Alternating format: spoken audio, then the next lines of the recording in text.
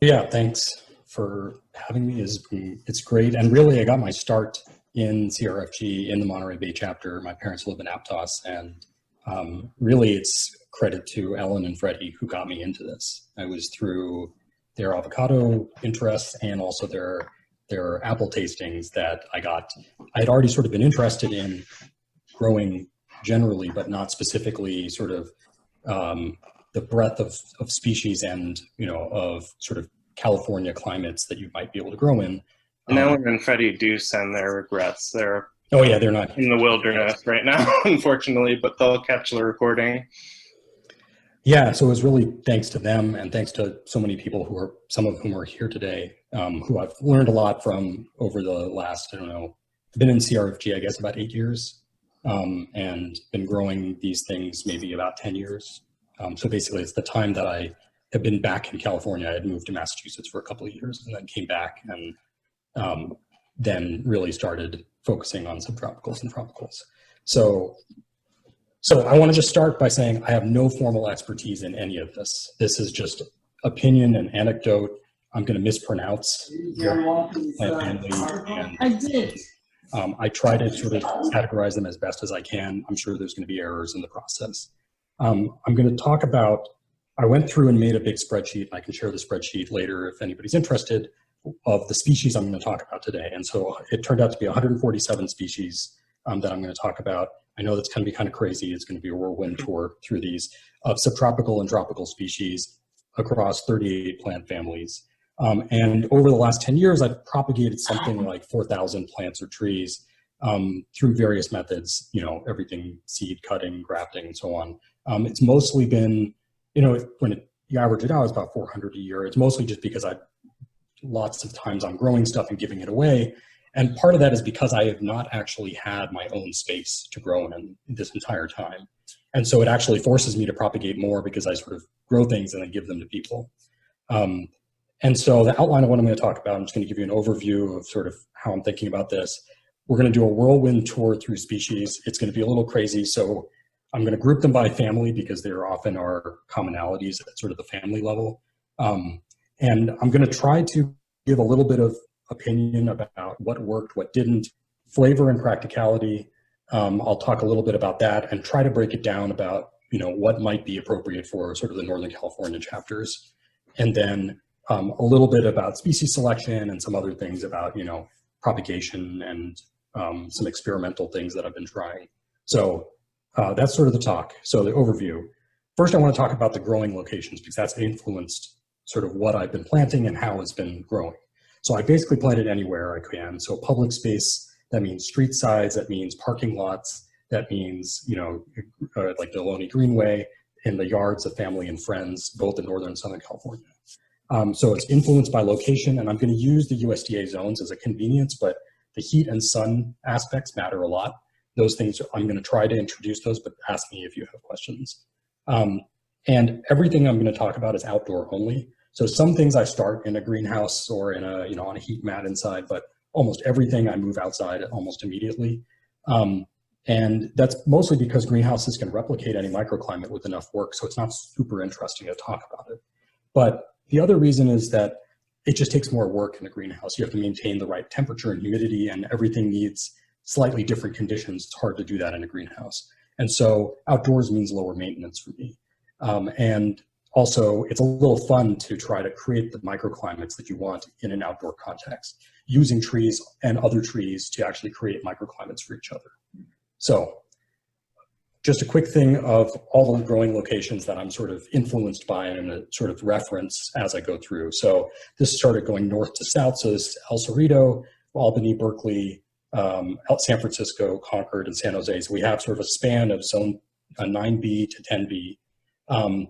We have, everything from San Francisco Mission District, which, is somewhat foggy and windy, very low heat, no frost.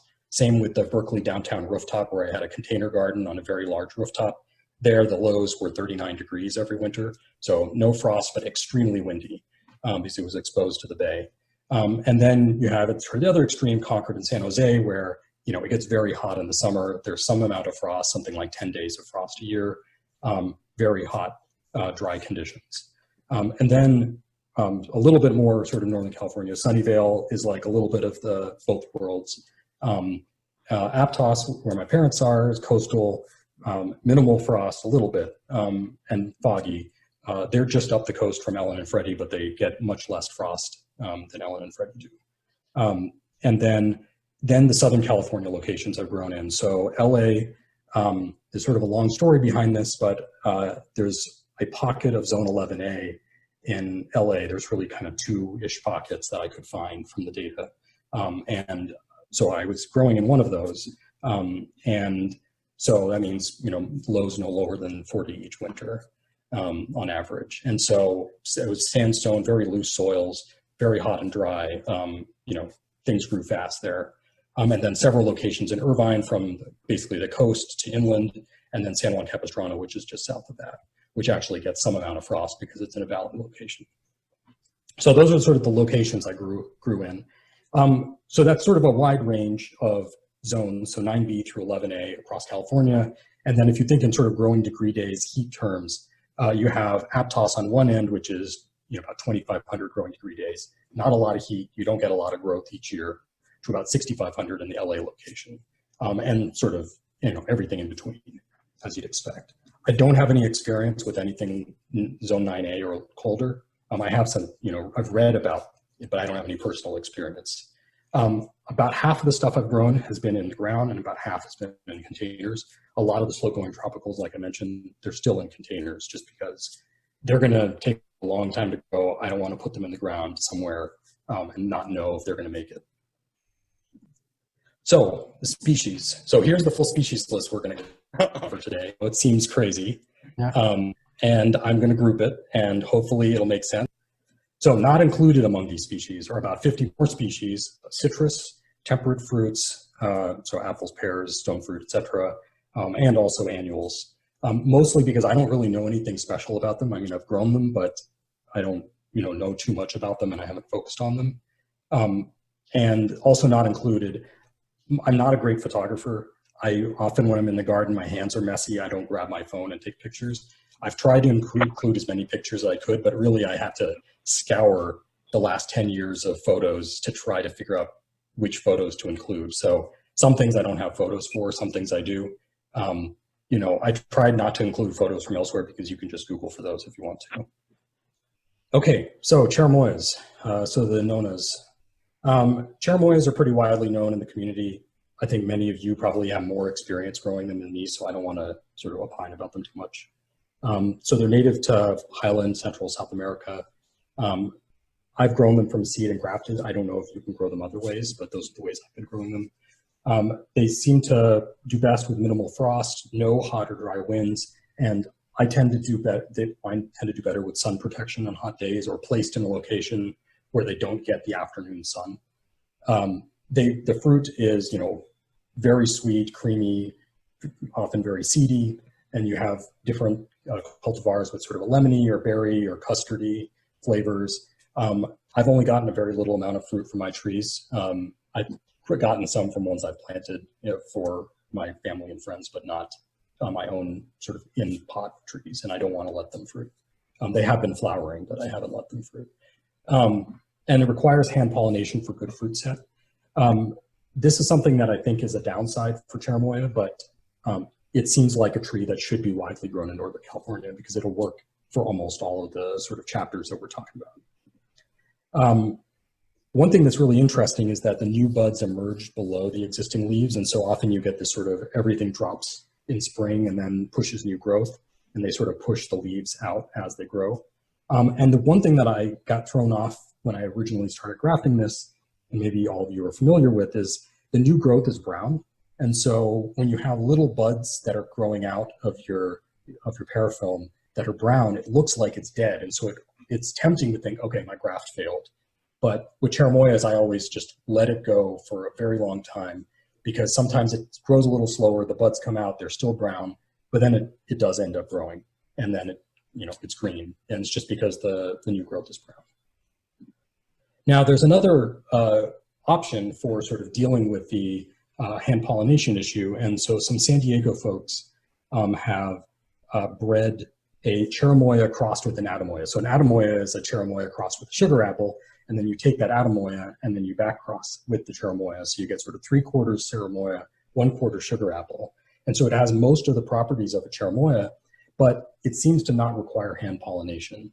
The leaves are a little tougher, and it seems to be slower growing, at least for me. So I haven't gotten any fruit yet on it. But this might be a promising direction to go in to avoid the hand pollination issue. And so, for example, on one of my relatives' trees, I grew a cherimoya seedling, grew up to, I don't know, about 6 feet, and then I grafted the very top of it with a scion from this. So that way, the top of the tree, which is going to be hard to hand pollinate, it's going to be, this is an idea from San Diego CRFG member. And so that way you don't have to reach up to the sort of upper parts of the tree to hand pollinate. And so, that might be a nice way to go. All right, so now we go to the one and only palm tree that I'm going to include, which is Chilean wine palm. There are other subtropical palms. I just didn't include any of them, so I'm not growing any of them. And so Chilean wine palm, propagated from seed, needs sun, but otherwise it's tolerant.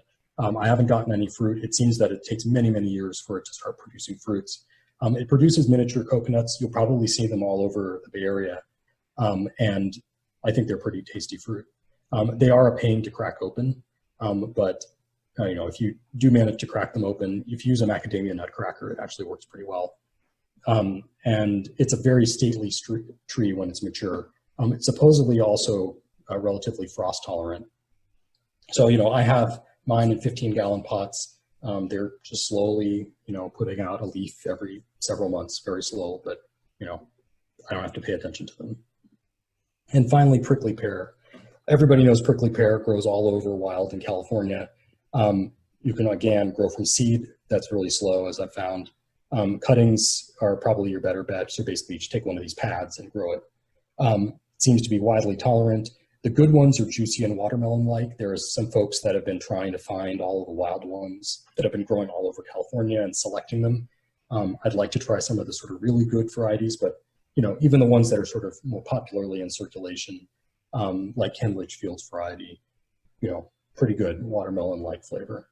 I really hate dealing with the spines and the prickles.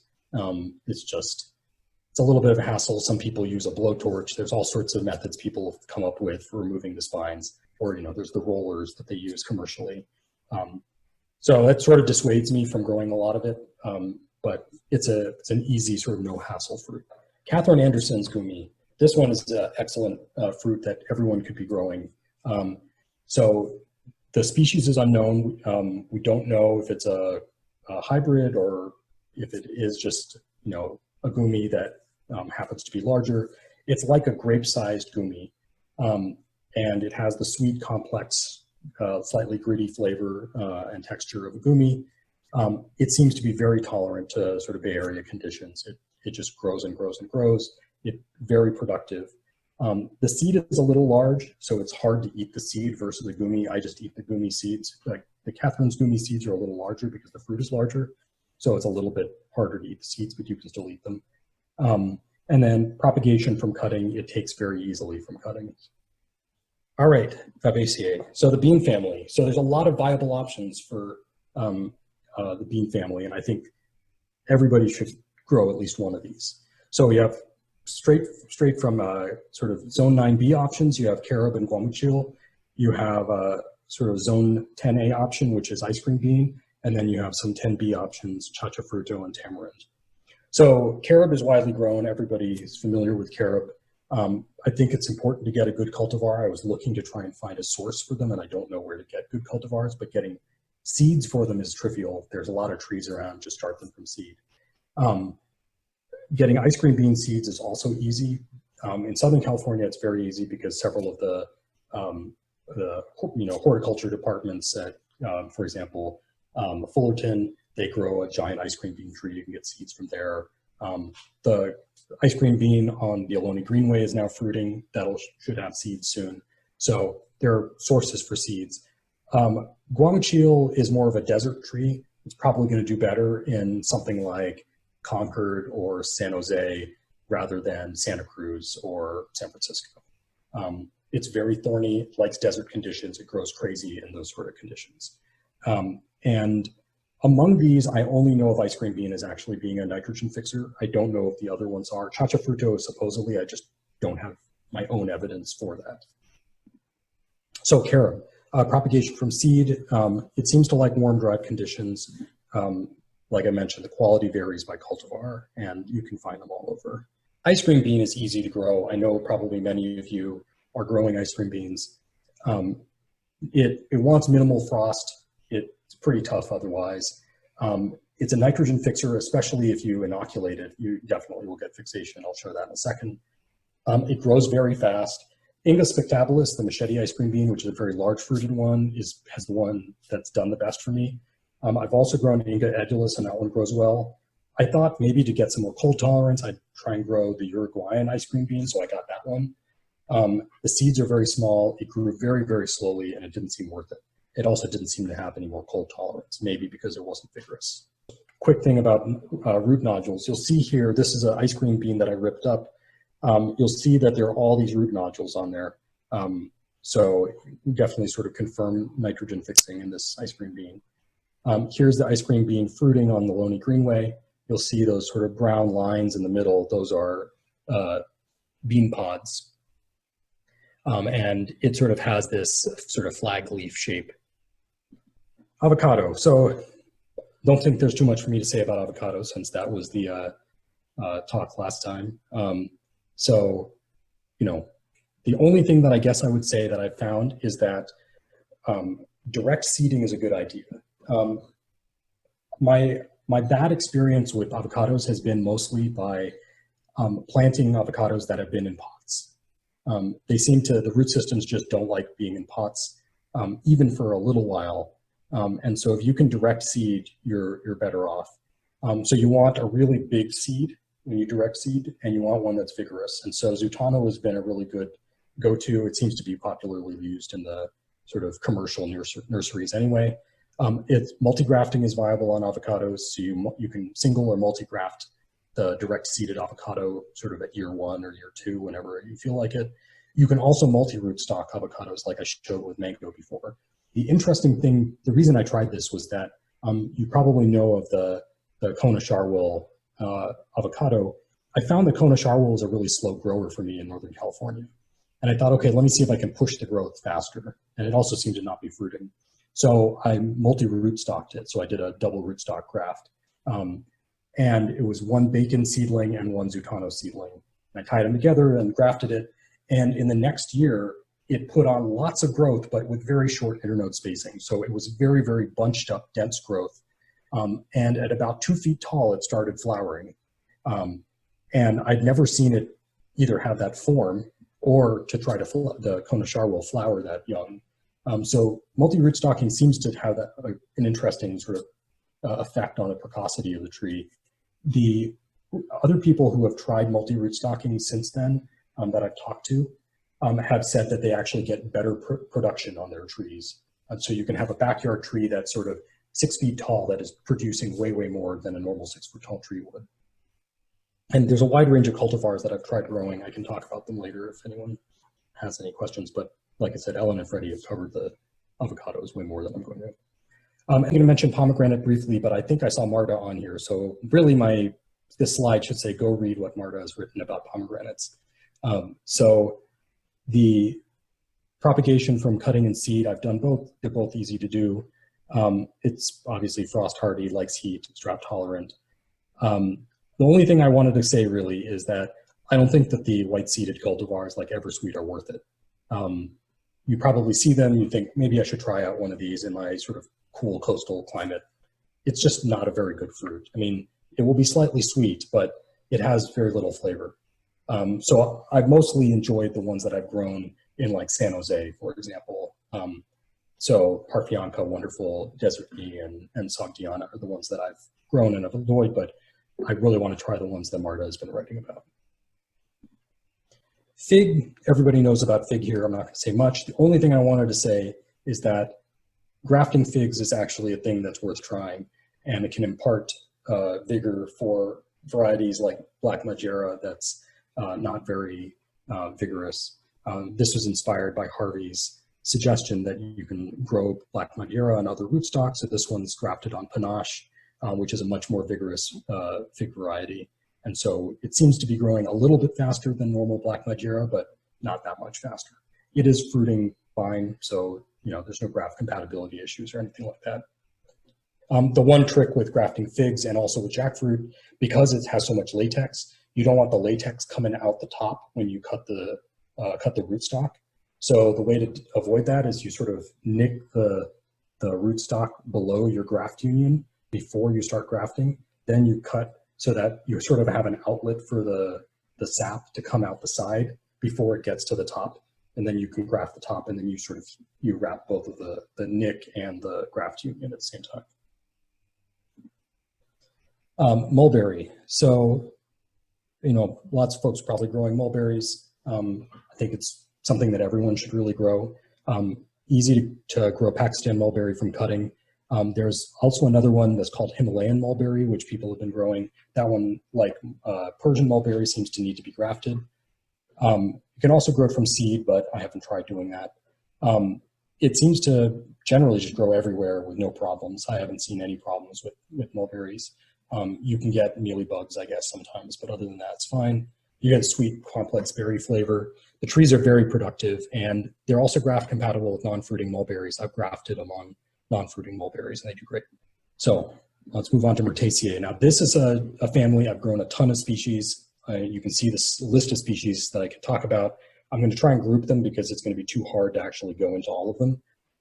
You could propagate them from seed, ground layering, grafting. Cuttings are generally difficult, but it's possible. They have this weird drought-tolerant property like figs, and maybe some of you have seen this, where people talk about figs as being drought-tolerant and guavas as being drought-tolerant. So the thing about these sort of drought-tolerant species, guavas and figs, for what I've seen, they're not really drought-tolerant. They're just extremely thirsty and aggressive.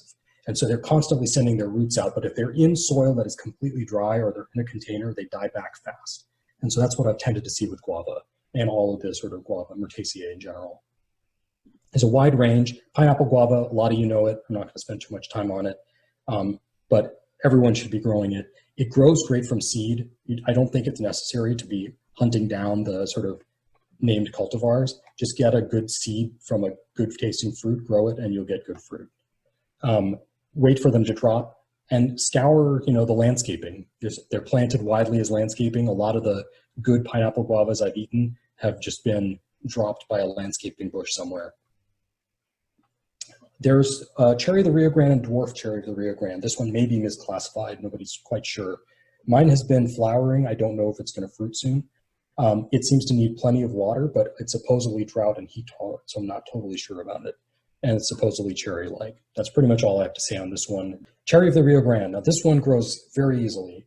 This one's it's supposed to be quite frost-tolerant. It's actually named, as I understand it, Rio Grande from Brazil, not the river Rio Grande. And the propagation from seed and grafting. I've grafted, so mine is actually a seedling where I have one of the sort of two main trunks of it, of the seedling variety, and then one of the trunks is grafted to Ben Poirier's Ben's Butte cultivar, which produces a fruit that is remarkably, it's almost identical in size and flavor to a Bing cherry. It's really amazing how close it is to a Bing cherry. And the seedlings are highly variable. I've had some bad ones. So, it's worth grafting a good variety on if you're going to grow it. The fruit develops remarkably quickly from flower to ripe in about a month.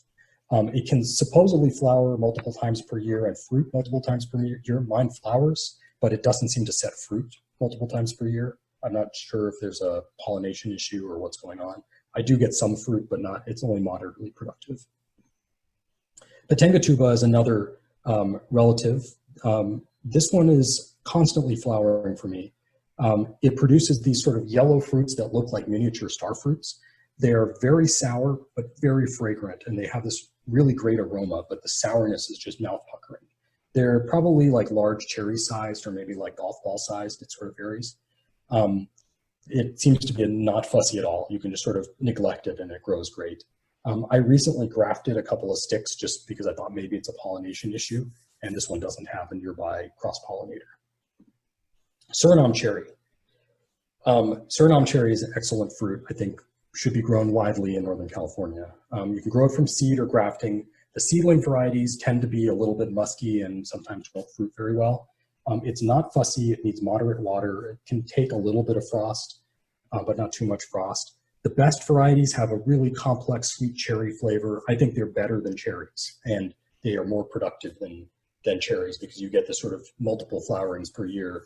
One of mine on a tiny stick has been putting out, I don't know, 10 Suriname cherries a week on probably a branch that's about 12 inches long. It's a really productive tree. And that's just because that branch is just one stick that I grafted. So the common varieties are interesting. It has this curry leaf mixed with sweet cherry flavor. I never tasted that in any other fruit. There's another variety called Daziblasta, which comes from way southern Brazil and Argentina. Supposedly it's more cold tolerant. I haven't been able to test the cold tolerance. The flavor of my fruit was mediocre. It didn't have any off flavors. It didn't have the curry leaf flavor, but it was very bland. So here's one. This one's a Black Star cultivar. It puts out a lot of growth, grows really well. Other Eugenias, there's a bunch of other species, Eugenia florida, there's dwarf Gremichama, there's Patomba, sweet Uvaya, Eugenia rapanda. These all sort of have similar growth patterns, very slow. They don't seem to want frost, but otherwise they don't have any problems. We'll see how they do. I'm growing all these. If somebody has successfully fruited any of these, I'd like to know. Most of these I've been growing them for about 5-6 years at this point, and they're all still, you know, a couple of feet tall. So it's taking some time. I fruited Patomba one time, has some apricot flavor. I'm not growing that anymore. It didn't seem worth it. It was a little bit fussy. So here are some of so this is the general sort of look. You get the sort of peeling bark look, and a lot of them are Taceae. So here are some of those. Sweet Uvaya, Panda, and the dwarf Gremichama. Guabiju is another unrelated, so it's not in the among the Eugenias. This one is a nice fruit. It's blueberry-like fruit. It's relatively frost tolerant. It wants moderate water, probably moderate to high water needs, but other than that, it's not fussy. You can grow it from seed. It has these very sharp, pointy leaves. It's kind of a nice ornamental tree as well. And then the Jaboticabas. None of mine have been fruiting. I've eaten plenty of Jaboticabas in Hawaii. They're really nice fruits. Grow them from seed. They need moderate water, minimal frost. It's worth planting. Jaboticaba is the kind of thing where you want to start it now. You really wanted to start it 10 years ago. It's one of those because it's slow growing and they take a long time to start fruiting, and they're coliferous, so they produce their fruit directly on the trunk, which is really nice. There's a bunch of varieties, the white Sabara, Coronata, Pentanthera, Grimal, Escarlate, and who knows, lots of others. Grimal seems to be the one that grows best for me. Nobody knows entirely what the species of it is. So here's Grimal Jaboticaba. There's a lizard hanging out on a stake that's sitting right in front of the Grimal Jaboticaba. All right, strawberry guava. So this one a lot of people know. Everyone should be growing it. It's really easy to grow. Well, I guess not if you're in Hawaii because it's invasive, but in California, definitely grow it. It's not fussy.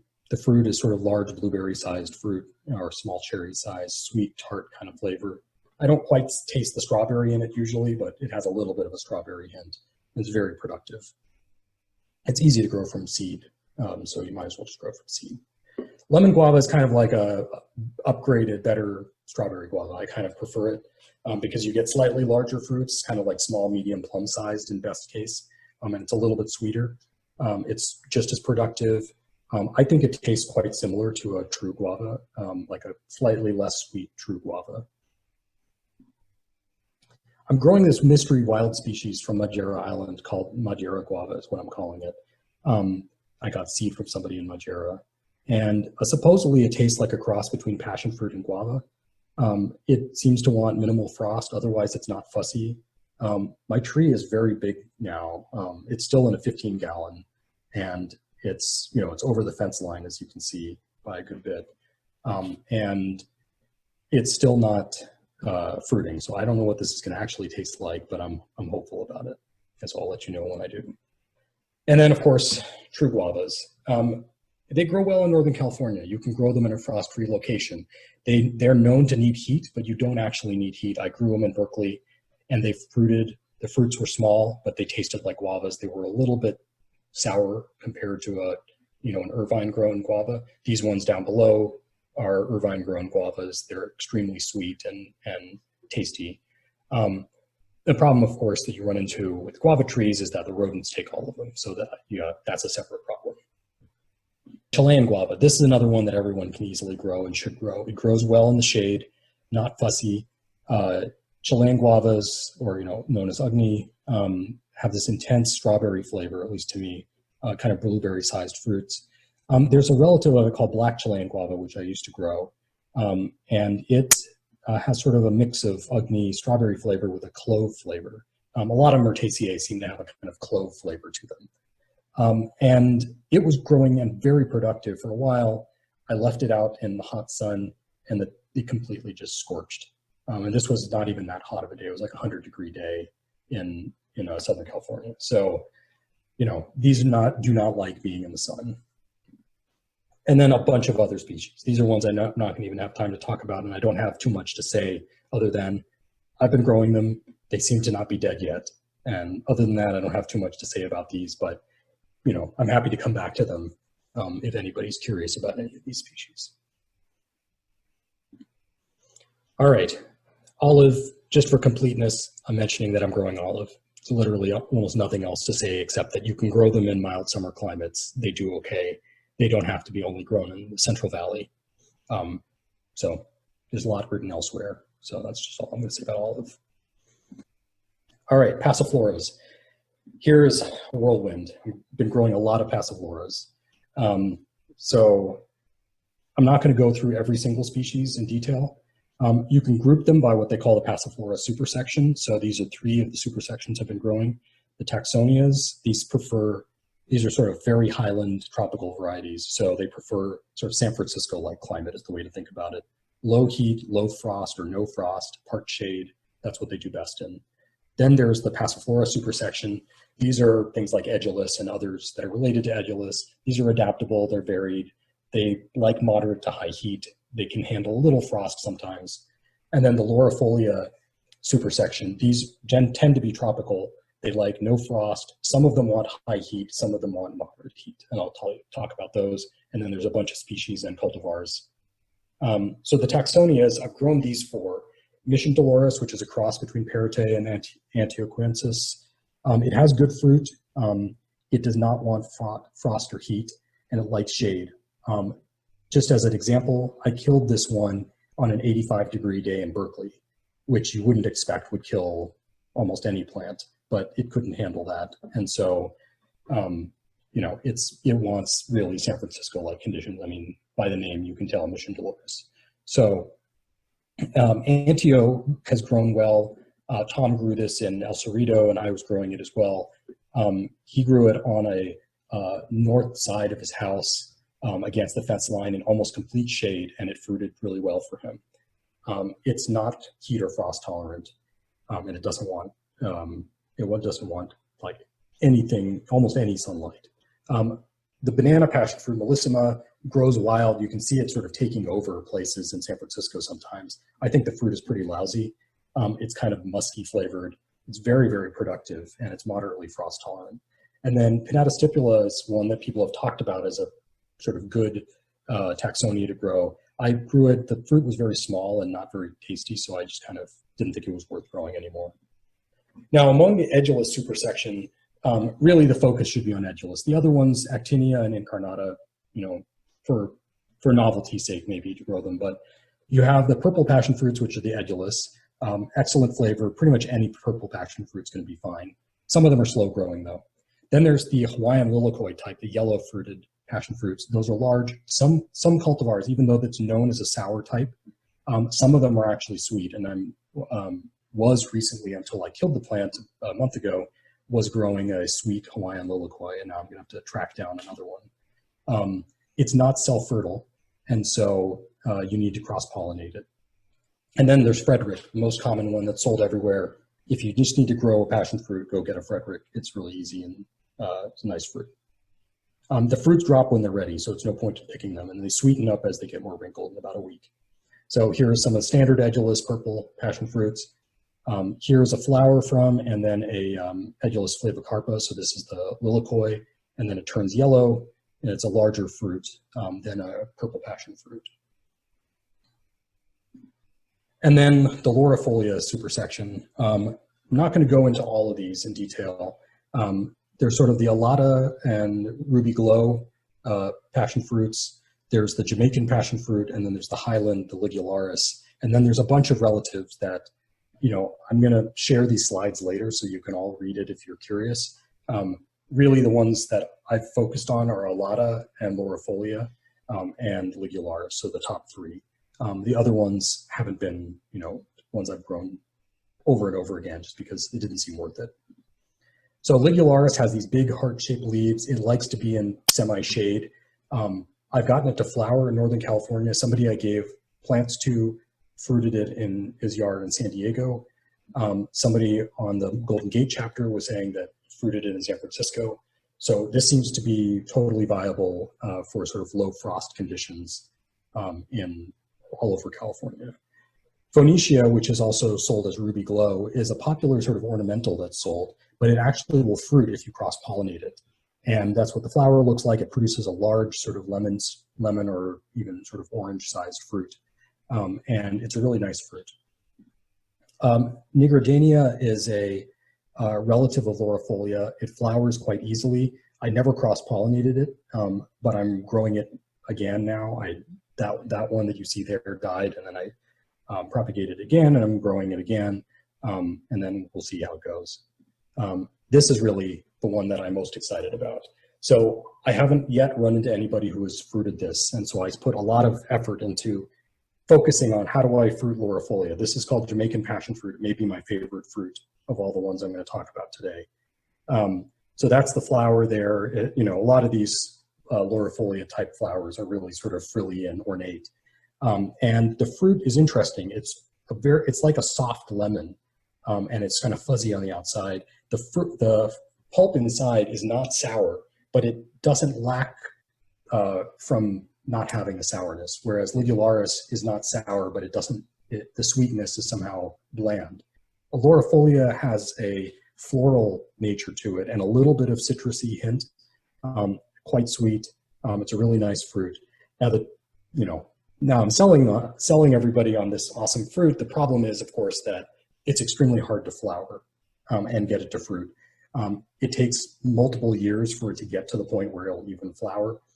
I talked to somebody who grows it commercially in Homestead, Florida, so at the very southern end of Florida, and she told me that there she grows it in containers because it seems to force it to fruit. So she grows it in big barrels.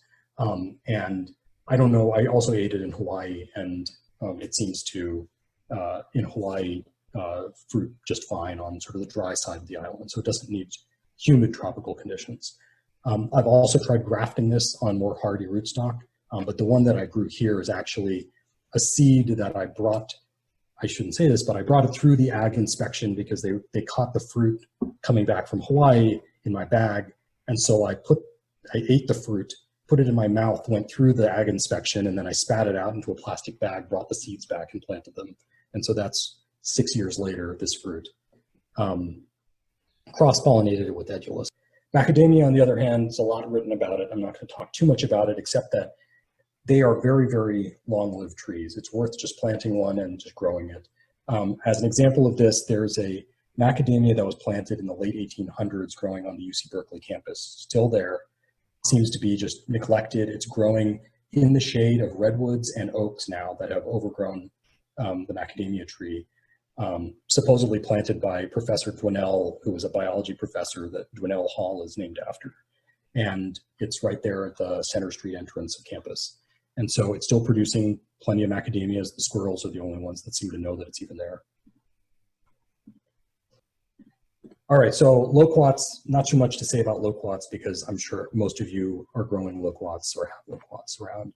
The only thing I wanted to mention is that the sort of rumored grafting on quince rootstock thing really works. It dramatically dwarfs loquats. The loquats I've grafted on quince rootstock stay, 3-4 feet tall. They'll probably eventually grow bigger, but they really, it does dwarf them quite a bit. And they do flower at a very young age when you graft them on quince. The one problem with that is quince keeps sending up shoots, and so you have to keep picking off the quince growth.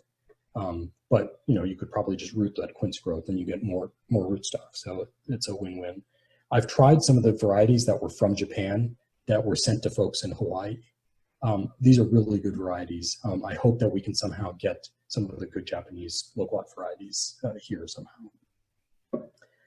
Catalina cherry. So this one's a wild cherry as I understand it. I don't know where exactly in California it's native to, but I believe in Southern California, on I guess Catalina Islands maybe. I've seen it growing around in the Berkeley area, and I just picked them and ate them off the street side. And they're really good. I actually like them better, at least the one I found, better than actual cherries like Bing or some of the other varieties that are commercially available, and some of the non-commercially available ones too. The problem is that the seed is large. It's an evergreen tree. It also produces at a different time of year than conventional cherries do, so you can kind of extend your cherry season. All right, and then one quick mention for coffee. Again, Marta can probably say more than I can on this.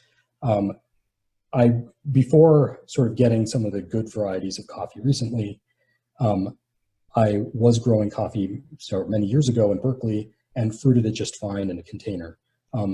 You can definitely fruit coffee in a container in Northern California, and you could probably fruit it in the ground. It just needs minimal frost and moderate sun protection. But other than that, you're probably good to go.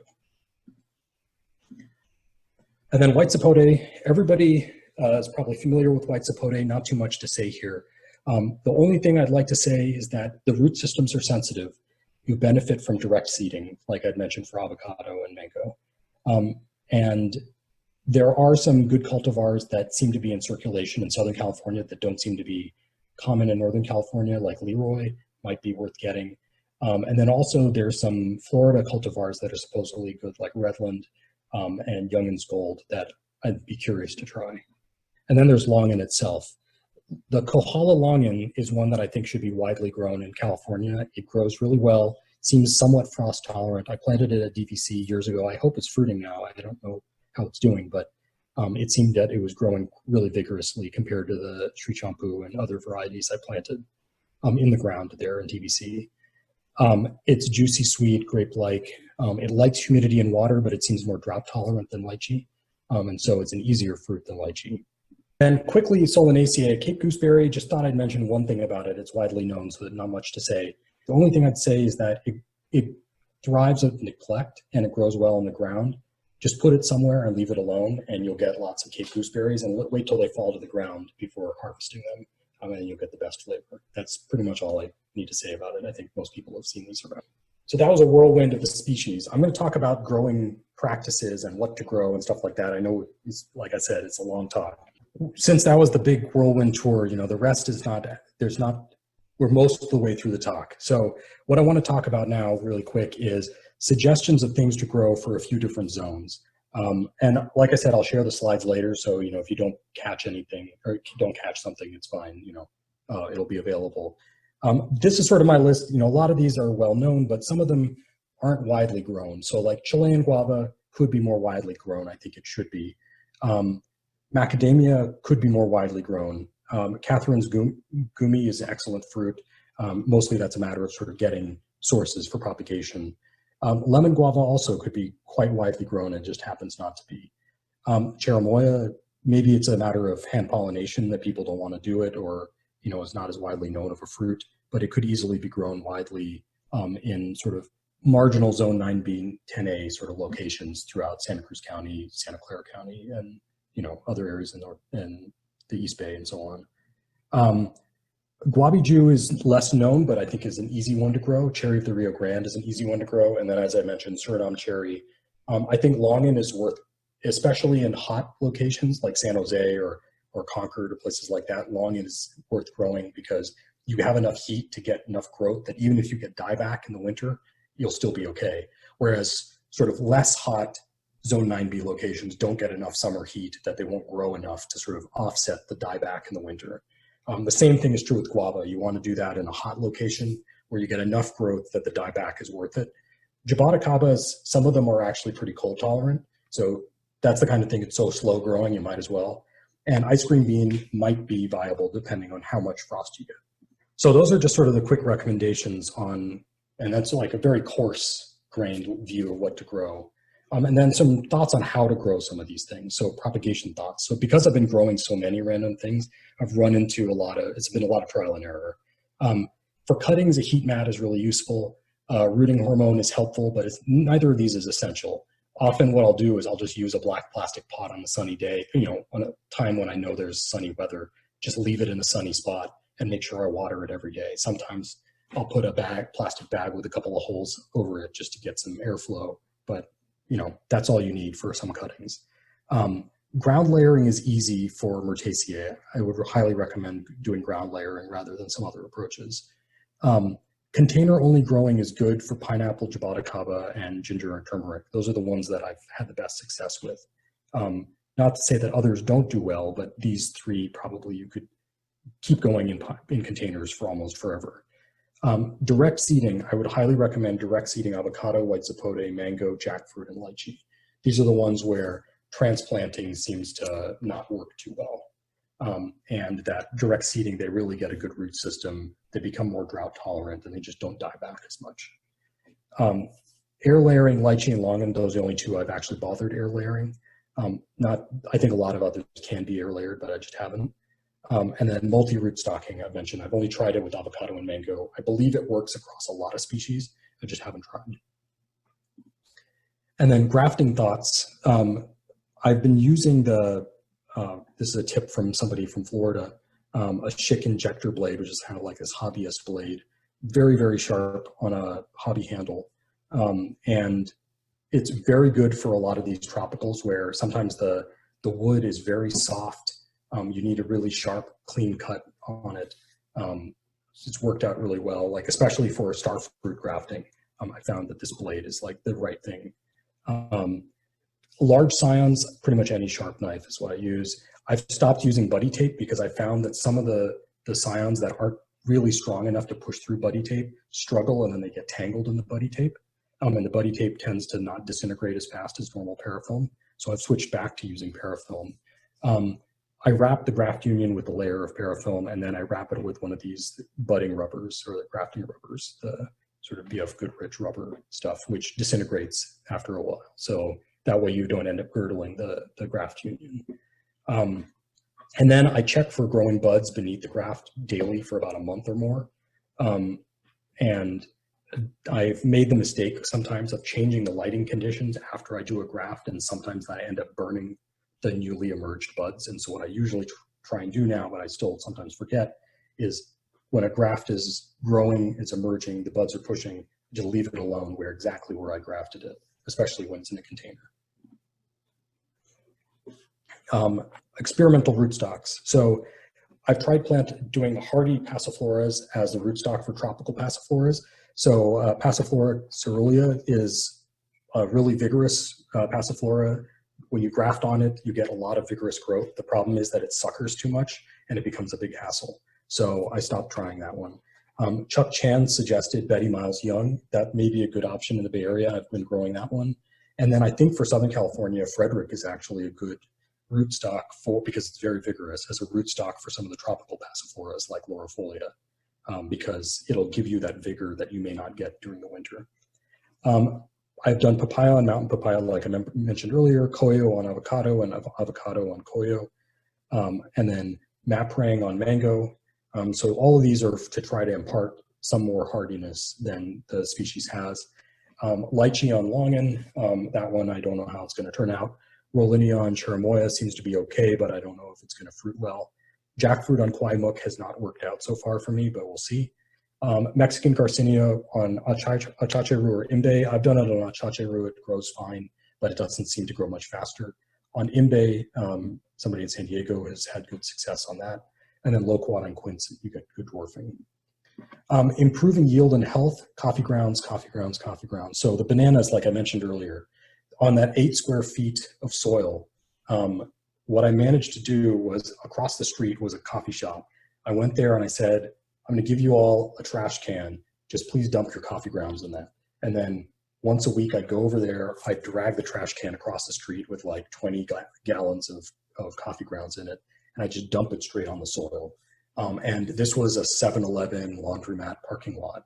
And I had basically taken over their land and started planting stuff in it.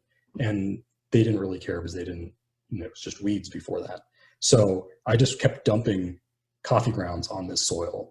And I was probably giving about 10 gallons per month per tree during the summer. And that yielded fruiting 2 bananas on 8 square feet of compact urban soil. For banana peels, sometimes what I did is I just threw the banana peels in the pile of coffee grounds. I've also considered, but I never really got around to chopping it up because, it's probably better for it to decompose that way. Sometimes the coffee shop would also have like a brunch, and so they would throw their eggshells in. That was nice. I think that helped the bananas because they need a little bit of calcium.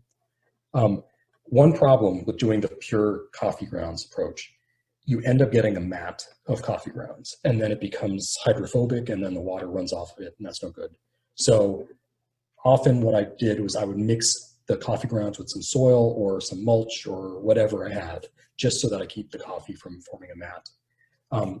I think one of the other benefits is that the coffee grounds definitely does decrease the pH. I don't know how much. There are articles you'll find online that say composted coffee grounds do not decrease pH, but I'm pretty sure that coffee grounds that are just straight from the coffee shop are going to decrease your pH a little bit. And we tend to have higher pH soils than these subtropicals and tropicals want. So coffee grounds just have been successful across the board for me. The only ones that don't seem to like it are the sort of deserty plants. So acerola, so Barbados cherry, that doesn't seem to want lower pH and doesn't like coffee grounds. Guamuchil doesn't want it. I don't know about tamarind, but like some of these sort of high heat desert kind of trees, you probably don't want to give them coffee grounds, but otherwise it's like a universal fertilizer that I use. Planning. So I pretty much at the end here, I sort of ran out of time with this, so I'm only going to talk a little bit about this. But basically the considerations when planning out where to put things, I'm sort of looking at sun and shade requirements, frost and chill requirements. Subtropicals and tropicals don't need chill usually, so whether you can use a tropical to shade a temperate tree that then you can induce more chill in the temperate tree.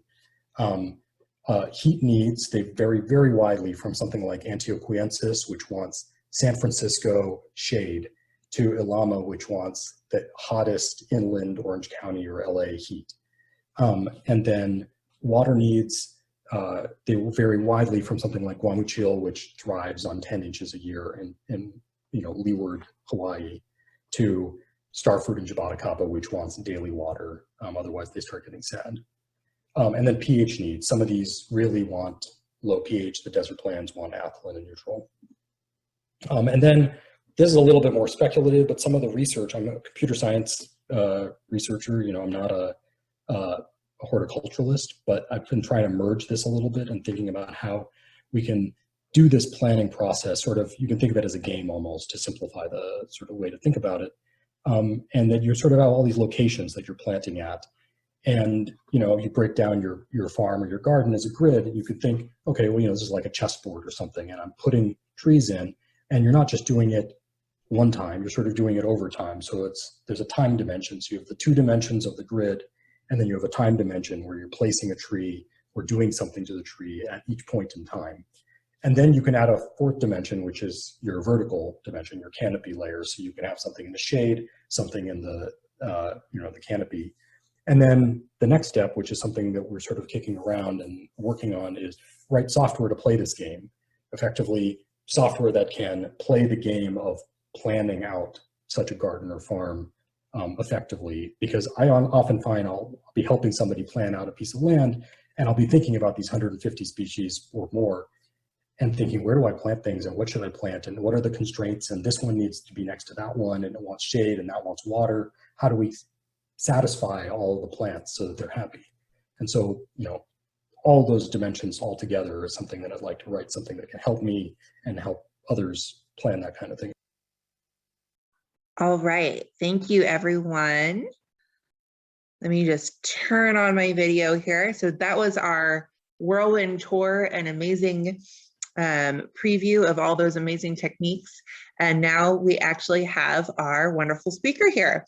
So I'd like to welcome Barath Raghavan, who I consider a friend at this point because he's just been incredibly generous with his time as a mentor about public plantings and community gardens. He's been amazing about sharing all of his incredible breadth of knowledge, and he is also just fantastic for answering questions. And so if you have questions, you can go ahead and start putting things in the chat, or you can speak up. But I'd like to welcome Barath and thank him for being here with us tonight. Thanks for the introduction, and thanks for having me. And hope that I haven't seen my own talk, so I actually don't remember if it was, I mean, it was very long, as you probably noticed. So yeah, hope there was some interesting stuff in there. I'm happy to talk about anything about public plantings or about specific trees. You know, the context that I planted in were not quite sort of San Joaquin Valley conditions. And so, you know, to the extent that I can, I'll try and like adapt my understanding of what grows well to, you know, the local context for you all, but, you know, it's going to be imperfect. I was going to say, I think I actually felt like you gave a lot of information about heat tolerance and frost and if it's in a desert area and that kind of stuff. So I feel like you actually gave us a lot in that presentation. I know you might not remember while you were doing it. So our members, our folks that are joining us tonight, please feel free to ask our speaker. Open the chat. Barath, this is Jenny Wood. How are you? Thanks for being Doing here. well. I have a quick question. You went through zone 9B, and Rachel, I think you were saying we were kind of in 9B, but I think I'm more in 9A. And so I'm here in the Central Valley, things are a little different than coastal. Of these things that you talked about being good for 9B, do you think most of those would also be good here in the Central Valley? Or do you think there are some that we should remove from that list or add to it? Or Yeah, that's a good question. So the context for the 9B, just to give you the reference point, the Concord Walnut Creek area is sort of the area that I planted in that was the 9B zone. And so that's somewhat like some Central Valley conditions in that it gets really hot in the summer, it doesn't get a lot of rain, and it does get somewhat frosty, but there is a little bit of the, like, you know, the delta influence that, you know, moderates the winter temperatures a little bit. So I don't think it ever gets to sort of 9A level cold. Now the things that I'm actually opening up my slides right now, so I remember what I said would be good for 9B. So I know of people who have successfully done, so figs, of course, are fine, mulberries fine, pineapple guava's fine, loquat can be fine. And, you know, white sapote, I've heard different things from people about white sapote. I think people have successfully grown it. My understanding is all the way to sort of the northern end of the Central Valley, which gives me reason to believe that, you know, it should be okay. It will get frost damage for sure, but mature trees supposedly will survive down to about 21 or something like that, give or take. And so what I think people have found is that the vigorous cultivars of white sapote are what you want to grow, because when they get the frost damage, they grow back fast enough that, you know, it's fine that you lost some wood. And so Walton is a really vigorous cultivar. I would recommend Walton. People have said Santa Cruz is also a pretty vigorous cultivar. I've grafted it and I couldn't really tell whether it was much more vigorous. So the original Santa Cruz tree in Santa Cruz was an enormous tree.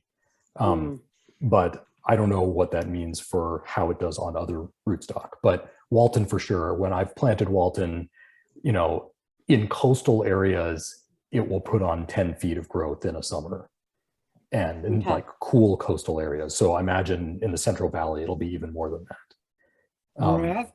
So those are some, and then let's see, which other ones would do well? Carob does well, Yeah. of course. Olive does well. Pomegranate, of course. Let's see what other ones are. So supposedly cherry of the Rio Grande actually can handle down to like 20 degrees. Okay. The one catch with it is that it's not super productive. And if you don't graft a good cultivar of it, like Ben Poirier's variety, it tastes terrible. So the seedlings that are out there will produce very bad fruit. You have to graft a good one. Gotcha. But it's cold tolerant. And then the other ones that are sort of the maybes are more borderline 10A. So those are not going to be viable. Gotcha. Good. Okay, thanks. And how big do macadamias get? They get really big, don't they? They can, yeah. They can get to 50 feet, 60 feet. Okay. Gotcha. If you let them, yeah. They are somewhat frost intolerant. So I don't know that they would do well in a 9A location. I also want to mention avocado. There are avocado varieties that Marta Matvienko has been selecting up in the sort of Santa Rosa, from the Santa Rosa area, but she's in Davis. So she's more of like a 9B location, but she's been sort of scouting out local avocados in like Sonoma County and other areas around there, which are pretty solid 9A, sort of like ones that she thinks have gone down to 20 degrees and that kind of thing. I don't know about the flavor, but there are a bunch of these that are kind of circulating, like Aravipa is the sort of well-known one, which was from a canyon in Arizona. So it gets very cold in the winter, extreme heat in the summer.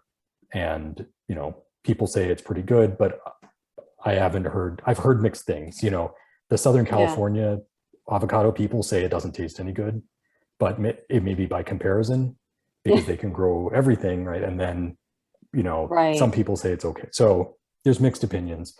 Mexicola is fine, and Mexicola does well down to pretty cold. So you might just grow the Mexicola variety to start. Duke is also not bad. It's not excellent, but it grows well in Oroville and is super cold tolerant. Okay, cool. Thank you.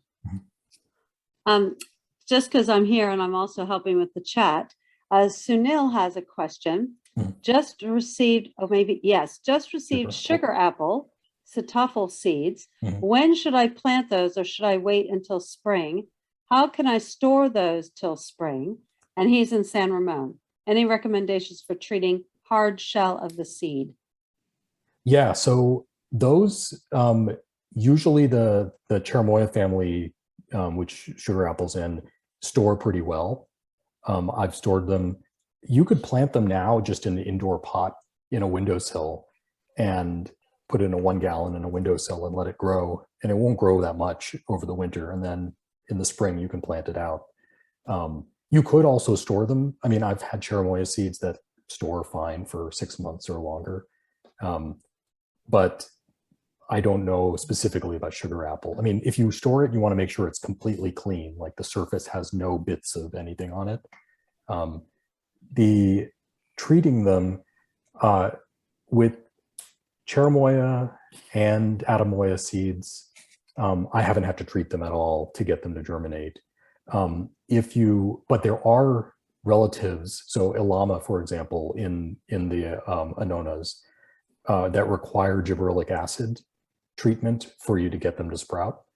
And so that's a little bit of a pain, right? So you have to get some gibberellic acid, and then you have to, you know, make it at the right concentration, then treat the seeds for the right amount of time, and then make sure that you also dispose of the gibberellic acid properly, because it can sort of cause weird growth on your plants if you don't. So I don't think that you need to use gibberellic acid for sugar apple. I haven't heard of anyone doing that, but for Ilama and others in the family, you do.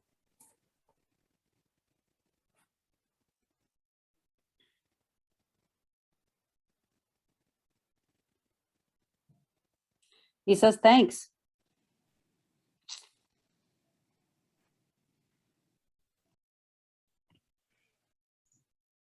David, did I hear you have a question? Talking about me? Yes, you. Actually, it was a comment. I've had white sapote, chapadacaba, and those kind of things in my yard. Even Suriname cherries, if they're under a little bit of something, a bush or a tree, take down the low 20s, no problem. And of course, we have the original person who started this chapter, Jeff Earl, Modesto, where it's a little warmer because he has a big city around him. He's been growing lychee, longans, Dr. White cherimoyas, and I got it. no issue. Yeah, I mean, I've seen the pictures and read the reports from Jeff's place for a long time. Thank you so much for coming by to get that. Appreciate that. And it's pretty amazing what he's managed to grow. I mean, it sounds almost like he doesn't get very much frost there in his place in Modesto. Generally, we've been friends for years because originally he was the chairman and I was the vice chairman. So we've come out for years. And generally, the temperature in Modesto is the same as I have it in Waterford. But his duration isn't as long, or I should say my duration is longer. Mhm. And of course, over the last 7 years, our winters have warmed up. It used to be here 7 years ago or more. It was not uncommon to get down to high to low 20s. And for the last 7 years, I haven't been below 31 degrees. Wow. The That's weather amazing. pattern changed, the jet streams changed. Mhm. And so I'm starting to grow some of the Hass type avocados that I couldn't grow before. I put in the ground and they're doing just fine because I don't really drop below 30, 31 anymore. In which case, I would say for those of you who like guavas, true guava you're in the prime location to grow true guava, because that's the one thing that they need is a lot of heat. Right. In fact, it used to be if I threw a sheet over them, they were okay. Then we went into a cold spell until it got really bad. 2007, we had a really last Arctic freeze. But since then, they may get the leaves may take a little bit of frost damage, but the twig growth is never touched, and they need to come out in massive growth. Because I'm in Watford. Of course, I'm probably assume I'm warmer than rural areas, whereas Jeff's more protected because he's in a larger city. Jess Yeah. is really lucky. Right. Well, Jeff's had bananas in his yard that never got burned, or barely got burned, but yet he was involved with a community garden that was about a quarter mile this way and a quarter mile more west. It was a church, somebody thing had a group in there, and they got burned really bad. So just the way his house is sitting, the elevation must be a little higher where his house is at, and he's just in a more perfect location. And he has a narrow backyard, so he tends to collect. But even the plants in his front yard also do better. Well, speaking of bananas, that's actually the next question in our chat.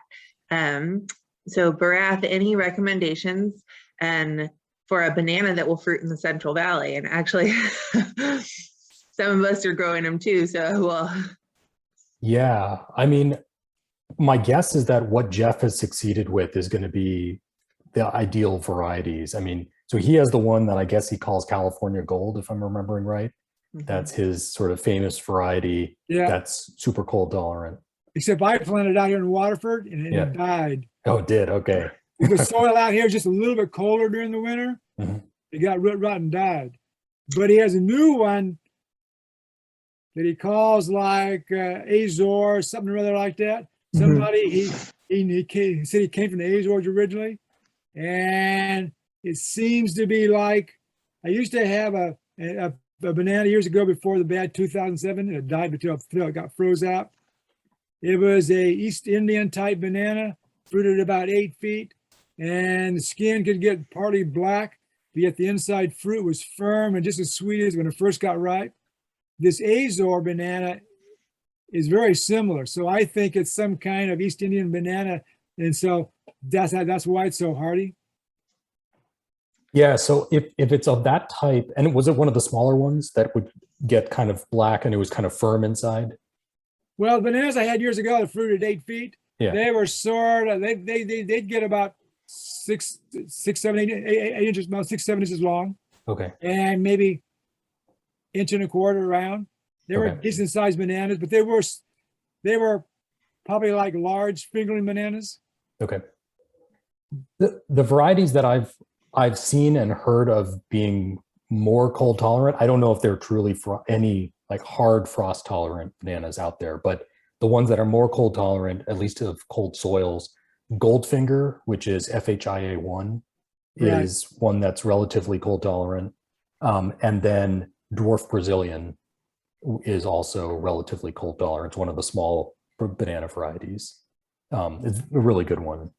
So those are the two that I'd look for, in addition to maybe this Azores banana. Right. Yeah, I've noticed that the taller bananas are really hard to fruit in the area because they take so long to get to the height they need. Because Jeff figured out years ago that your banana here has to bloom about June, halfway or maybe most of the way in July, because you still need 4 months or 5 months to mature the fruit. So the ones that get 12 feet, like I have blue Java. It's hardest one I have, but it has to be up more like 12 feet before it finally blooms. So I usually have 2 or 3 of them going at one time. So hopefully one of them. So yeah, the taller ones are harder to get the fruit every year. See, you really want the dwarfish ones or the semi-dwarfs, like the FHI1 and those kind of things. Yeah, I agree. Right. Yeah, I was going to say I got one of the blue Javas from Jeff earlier this year. He's hoping that I might be able to get something from it next year, but we'll see. One thing I've learned too is you have to really push them.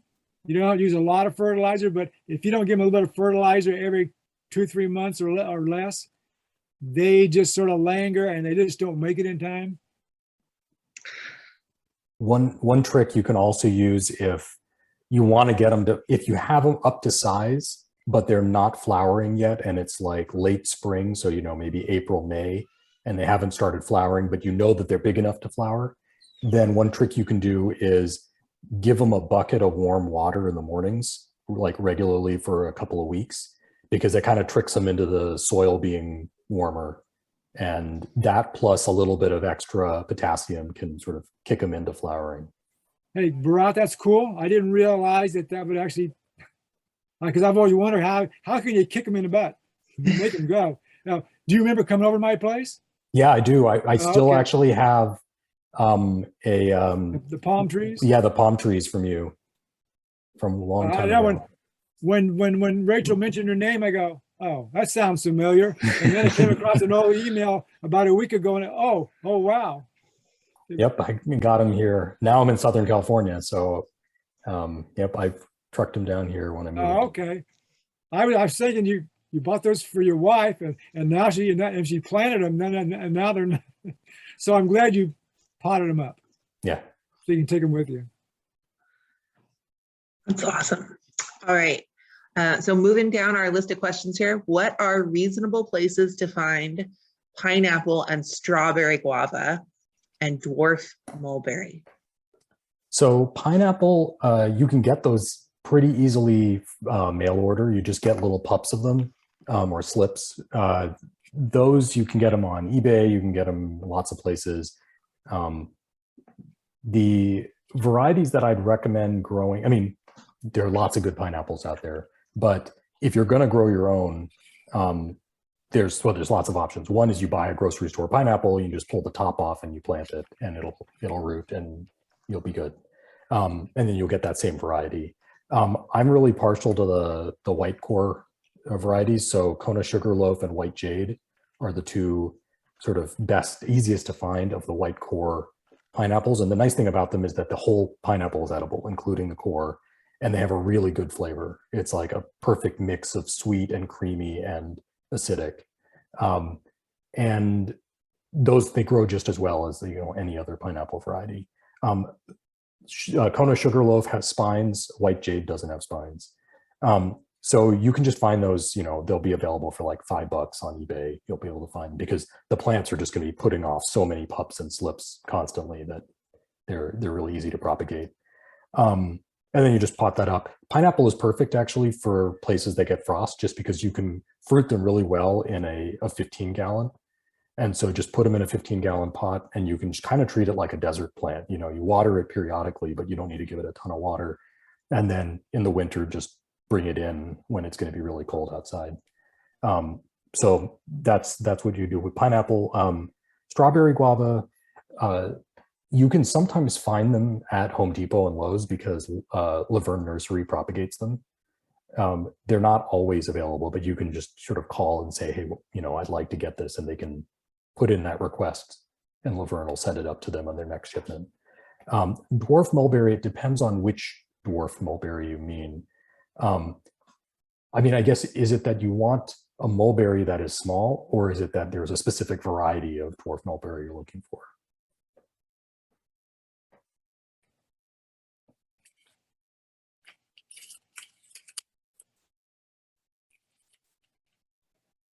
I'm thinking in terms of just getting something smaller, because I live in the middle of a walnut orchard and I'm only allowed so much space when you consider that someday we might make money on our walnuts again. Don't hold your breath. I mean, one thing that I've found is that grafted mulberries are almost always much smaller than ungrafted. So most of the Morus albas, that you can propagate them by cutting, and so people usually do, and then you end up with a tree that just can become giant. If you graft a lot of like the Persian mulberries onto if you root a Pakistan mulberry and then graft a Persian mulberry, black mulberry on it, it'll tend to be not dwarfed, but it'll be much smaller. Like I've seen mature Persian mulberry trees that stay to 8 feet. They can get bigger, but they're much easier to maintain and keep to size and still get good fruit. Thank you. Hey, Barath, have you used Monterey Garden Foss? No, I've heard of that. I don't know where Jeff comes up with this stuff. He's always doing research. So he's had pineapples for years, and even though it was cooler and it's warmer now, they would still get crown rot. So he discovered that it has to do with the bacteria that's in and on the plant. So he does it a couple of times with Monterey Garden Foss, and gee, his plants live through the winter with no crown rot. And so he's producing pineapples in his yard, just barely under something, so they're still getting sun and taking full winter temperatures. And in fact, I have one that the previous winter, it lost its crown. So I listened to what he did. I tried it. Well, last winter, it didn't do that. In fact, I had 2 small bananas from Jeff, the one from the Azores. They didn't conk out during the winter. They were just barely under something. They didn't get frost over the leaves, and the roots didn't have damage. And so it seems to work. And he even had an avocado tree that was going downhill. He figured it, from the nursery, how they, a lot of people have had a problem, with avocado trees in the nurseries. So he used the garden foss, snapped out of it, and started growing. So that stuff really seems to work. Oh, I know what you're talking about now. Monterey Garden Foss. Yeah, I just looked it up. It's an antifungal. Right. It seems to really work. When you told me that, I'm going, what? But it seems, that makes a lot of sense. He gets on it, but it seems to also go systemic or something, but I'm not totally sure about that. But it seems to protect his plants. Yeah, it says that it's a systemic fungicide. So I guess my general answer is I'm super lazy about this stuff, because I am too. I try not to sort of baby the plants, and so if there's something that isn't correcting itself, then I put it in a different spot, and if it isn't correcting itself at that point, I say, okay, I don't have time. What he figured that this plants come from the fields or from the stores already contaminated. Mhm. It's in their system. Yeah. So he says once he's done it, then the plants don't hardly need it again. But its initial couple applications seems to clean it up, I see. and then he just has to just do it once in a while. Okay. Yeah, that makes sense. I do remember this. So the spelling is PHOS, right? Yeah, PHOS. Yeah. FOS. Yeah. I didn't know if you knew that, but I figured I'm the kind of guy that I like to hear new things Mhm. and wrap my head around them. It's just like years ago, I didn't like spraying copper hard sprays in my trees. Mhm. I found out that I go, okay, I use tea tree oil myself. It works for antifungal, anti-germs. And so I experimented around. And so when I do my winter dormant spray just before pink bud, I add a half an ounce of tea tree oil to every gallon of pre-mixed dormant oil spray. Hmm. And it takes care of peach leaf curl. Wow. It takes That's care of a great. few other kinds of things like that, that attack the leaves and stuff. I just wish it'd take care of fire blight. Mhm. That just seems to wipe everything out no matter what. Yeah, that's a hard one. I heard people had it earlier this year too, but that's good information. Thank you. Okay, so we have more questions. This is Sunil. I have cherry of Rio Grande bought from DVC that you propagated. Are those grafted? It's still in the pot. And from the same person, any tips for propagating the curry leaf plant by air layering?